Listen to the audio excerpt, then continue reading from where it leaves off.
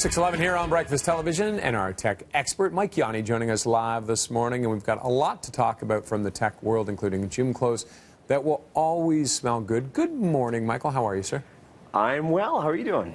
I am very good, and I think what any spouse or parent who doesn't play hockey wants to know, will it work with hockey gear?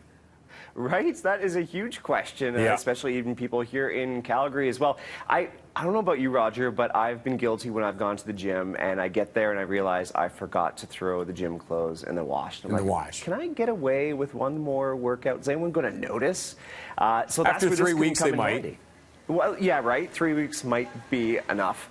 So that's why this actually might come in handy. This is interesting, kind of a fascinating story out of the world of tech.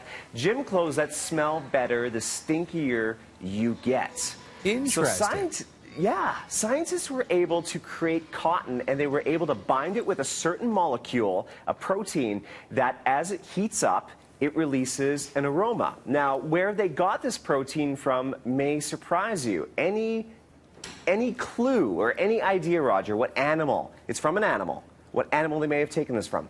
Who smells like roses? Skunk. I'm just going to take a guess here. You know what, though? You're on the right track. A pig. How is that the same as a skunk? Well, because they kind of smell, right?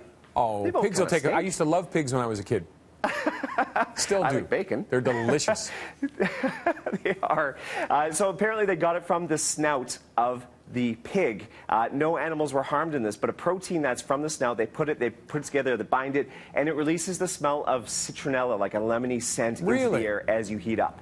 Oh, so you're going to smell like citronella all the time? Yeah, and get this. They say that to ward off mosquitoes, if you put it in clothing, they think that if you did like 20 or 30 jumping jacks, it actually might help also suppress mosquitoes in the area too. All right, and you're getting some exercise while you're doing it. Yeah, it's kind of bizarre, but kind of neat.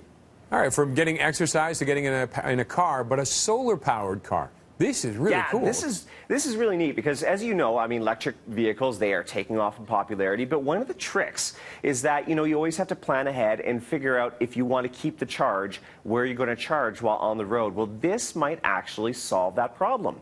This is out of Korea. Hyundai is releasing a vehicle with solar power arrays on the roof. It actually looks kind of neat. I thought it was going to look really hokey, but it looks pretty high-tech. Well, and actually, it makes a lot of sense. I mean, because you're not using your roof for anything except to keep the sun out, so you might as well put something up there that uses the sun. Yeah, Hyundai claims that you'll get an extra 1,300 to 1,600 kilometers each year just by using the solar power when you're parked, which I think is, it doesn't sound like a lot in the big scheme of things when you're driving, but I think it's a good start. Hey, 1,300, I mean, that's, that's 5% of what the average driver does a year. Yeah, probably about that. The only thing, catch, I think, would be, the one catch would be, Roger, is you'd have to lose the sunroof. You probably would not be able to see through them. Well, it becomes a sunroof. Literally. Huh? The only problem is you have to drive it at night because it charges during the day. Exactly. And this one, for anybody who's ever stood in line at a bar, at a concert, or anything, computer that's going to keep people from butting?